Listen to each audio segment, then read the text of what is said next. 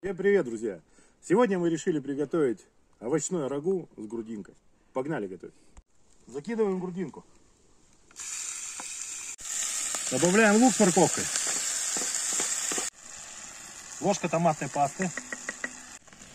Для вкуса и цвета добавляем паприку копченую. Друзья, свежий картофель. Прям вот этого года. Озерной воды, друзья. Щепотка соли. Баклажаны.